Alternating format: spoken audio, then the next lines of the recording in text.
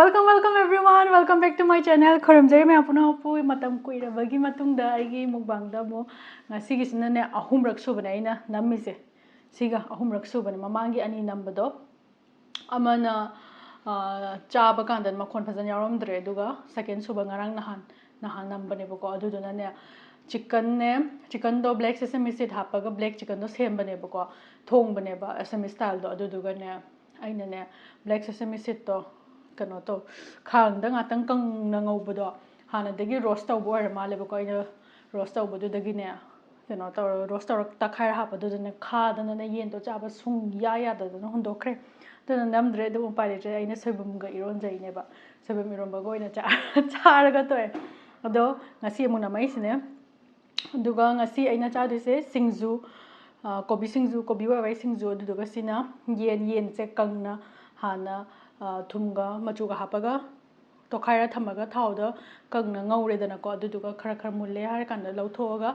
singyawda chanam ne tilhone morote kwasina tawraga thawda haijalaga ngaure aduduga kitang khara munjale har kanda yense mu hapminaraga phajana dum ngauminare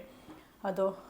thaw yamaga ne ti hawbne ba aigisibe thaw yamdre di yamini go do oraga so yam ama thawga mari tabuda dun hen hawbne ba duga sina uti sina kuche yen se ina sida hapsan bada kuche chu uti sina oi hui janga si kanam ta mapan da leita ba yan khor angel duga sina uti sina ina opi mama na bin thong ko ne ba dugi machu se mana ne kaw da na machu hapsa lu re du khitang ngang tak tawre adu mam cha ba hawe chakla me uga da ba man da ina khan ba da gi sabam se si se hana sa ba hora ke ko me sida tawra sida parani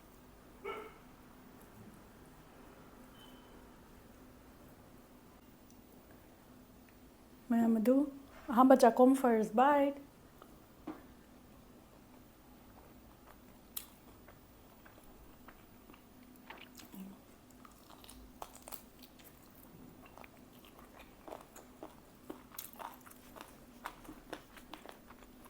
how's it?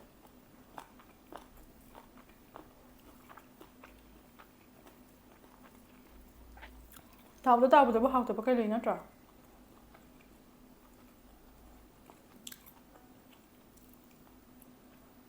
matong chuna kaleza duga sigi totsana basiga pull up hekta sakom se chauna se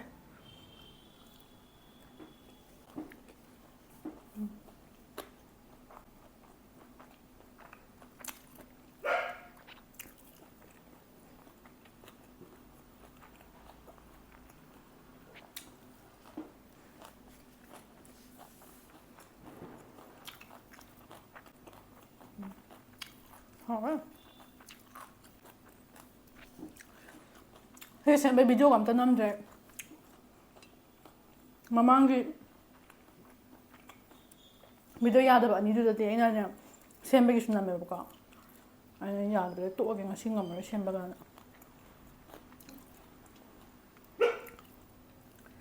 yen thais ne how ama leg piece na ta ba leg piece yodringa gi mamangi thais to Thai piece ne Singju su yaure telong sanam Ngouba su yaure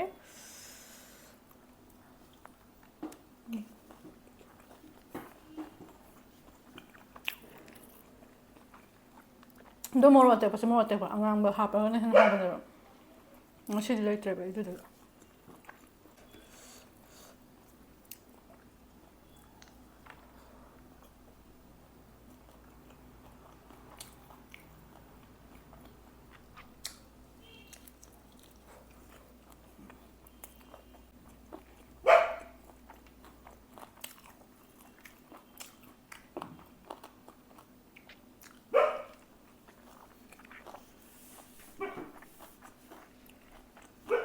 Doon nga sa horong ko dahil ba ko may 10k subscriber hele 10,700 mo yorum do malay kan ba ado subscribe to biba mayam yeng biba mayam bu thank you so much adu ga 10k sa ina video thaga tngai de yeu thok khre ba ko adu na hajik ti mu yam hen to khre da na ju na ke ka ke khalam bane ba ꯑꯗꯨꯒꯤ ꯑꯃꯨꯛ ꯍꯔꯥꯎꯕꯗ ꯑꯃꯨꯛ ꯂꯣꯏꯈ꯭ꯔꯦꯕ ꯑꯗꯨꯗꯨꯒꯤ ꯑꯩꯅ ꯀꯛꯇ꯭ꯔꯕ ꯑꯩꯁꯦ ꯀꯛꯀꯦꯅ ꯈꯜꯂꯝꯕꯅꯦꯕ ꯑꯗꯨꯀꯥꯟꯗ video ꯅꯝꯒꯦ ꯈꯜꯂꯒ ꯑꯗꯨꯝ ꯅꯝꯗ꯭ꯔꯕ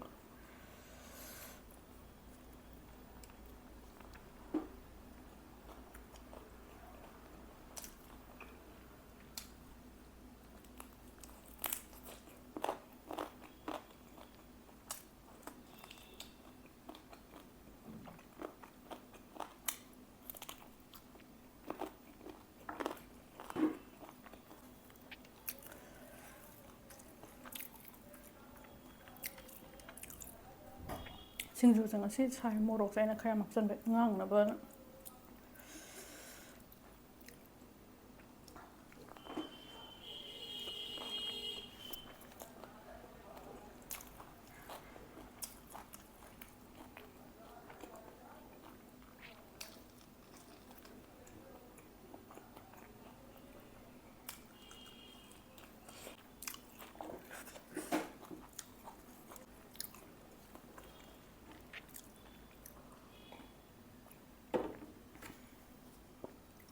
ꯁꯨꯃꯥꯏꯅ ꯑꯃꯨꯛ ꯀꯪꯅ ꯆꯥꯕꯁꯦ ꯌꯥꯝ ꯍꯥꯎꯖꯩ ꯍꯥꯏꯕ ꯑꯩꯅ ꯀꯪꯅꯅ ꯑꯃ ꯄꯨꯔꯥ ꯍꯤꯟꯖꯥꯡ ꯅꯝꯅ ꯇꯣꯠꯇꯕꯗꯤ ꯅꯠꯇꯕ ꯍꯤꯟꯖꯥꯡ ꯃꯍꯤ ꯌꯥꯎꯗꯕꯒꯨꯝꯕꯗꯣ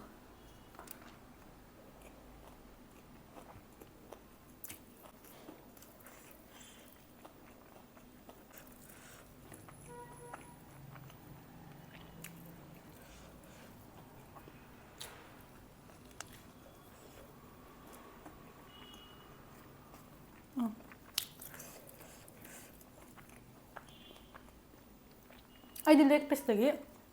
ꯋꯤꯡꯁꯀ ꯊꯥꯏꯁꯀꯅ ꯍꯦꯟꯅ ꯍꯥꯎꯋꯦ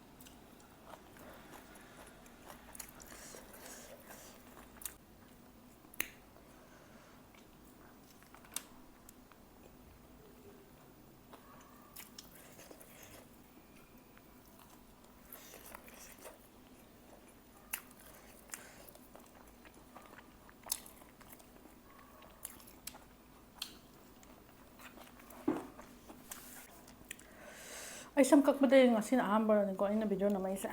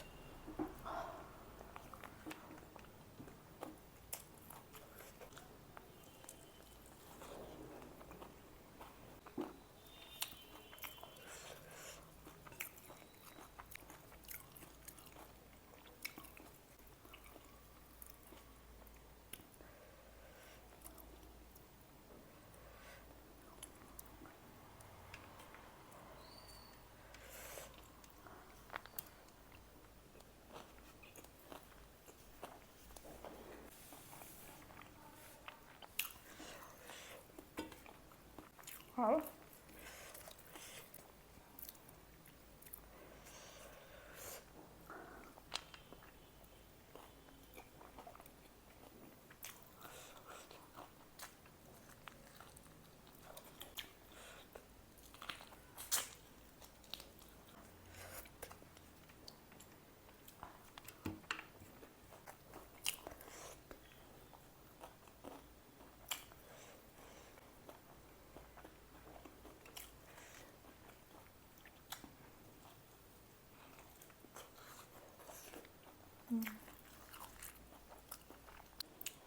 ꯎꯇꯤꯁꯦ ꯑꯩꯅ ꯆꯥꯕ ꯀꯥꯎꯔꯦ ꯌꯦꯟꯁꯦ ꯍꯥꯎꯃꯟꯗꯅ ꯑꯔꯣꯏꯕ ꯆꯥꯛꯈꯨꯝ ꯑꯣꯏꯔꯒꯦ ꯃꯌꯥꯝ ꯑꯩ ꯆꯥꯛꯁꯦ ꯑꯩꯅ ꯉꯁꯤ ꯍꯥꯞꯄꯝꯃꯤꯁꯦ ꯌꯥꯝ ꯌꯥꯝꯃꯝꯃꯦ 우리 덤바.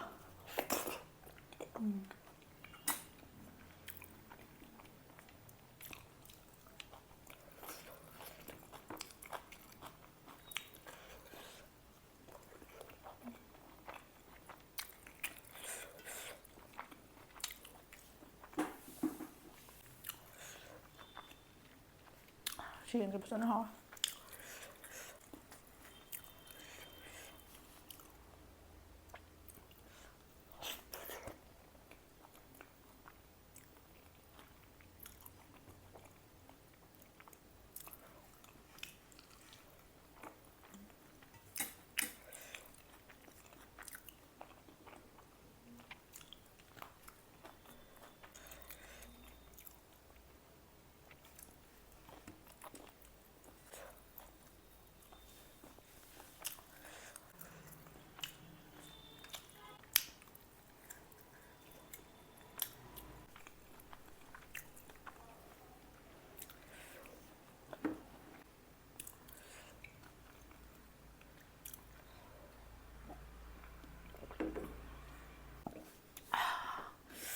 ꯈꯨꯍꯥꯎꯁꯦ ꯂꯩꯇ꯭ꯔꯦ ꯌꯦꯟ ꯈꯨꯉꯧꯁꯦ ꯃꯊꯪꯗ ꯁꯦꯝꯃꯗꯤ ꯊꯥꯒꯠꯂꯛꯀꯦ ꯑꯗꯣ ꯁꯤꯗ ꯅꯠꯇ꯭ꯔꯒꯁꯨ ꯏꯟꯁꯇꯥꯒ꯭ꯔꯥꯝꯗ ꯑꯣꯏꯁꯨ ꯊꯥꯒꯠꯂꯛꯀꯦ ꯏꯟꯁꯇꯥꯒ꯭ꯔꯥꯝ ꯑꯦꯀꯥꯎꯟꯁꯨ ꯍꯥꯞꯄꯝꯒꯦ ꯃꯌꯥꯝ ꯏꯟꯁꯇꯥꯒ꯭ꯔꯥꯝꯗꯁꯨ ꯐꯣꯂꯣ ꯇꯧꯕꯤꯔꯣ ꯑꯗꯨꯒ ꯉꯁꯤꯒꯤꯗꯤ ꯁꯤꯗ ꯂꯣꯏꯁꯤꯟꯖꯔꯒꯦ ꯌꯥꯝ ꯍꯥꯎꯈ꯭ꯔꯦ ꯂꯣꯏꯕ ꯐꯥꯎꯕ ꯌꯦꯡꯕꯤꯕꯩ ꯃꯌꯥꯝ ꯊꯦꯡꯛ ꯌꯨ ꯁꯣ ꯃꯆ ꯑꯗꯣ ꯁꯤꯗꯩꯗꯤ ꯑꯗꯨꯝ ꯂꯦꯞꯇꯅ ꯊꯥꯒꯠꯂꯛꯄ ꯉꯝꯅꯕ ꯍꯣꯠꯅꯒꯦ ꯃꯌꯥꯝ ꯑꯗꯣ ꯉꯁꯤꯒꯤꯁꯤꯗꯤ ꯁꯤꯗ ꯂꯣꯏꯁꯤꯟꯖꯔꯒꯦ ꯃꯌꯥꯝ ꯃꯊꯪꯒꯤ ꯚꯤꯗꯤꯑꯣꯗ ꯑꯃꯨꯛ ꯊꯦꯡꯅꯔꯁꯦ ꯕꯥꯏ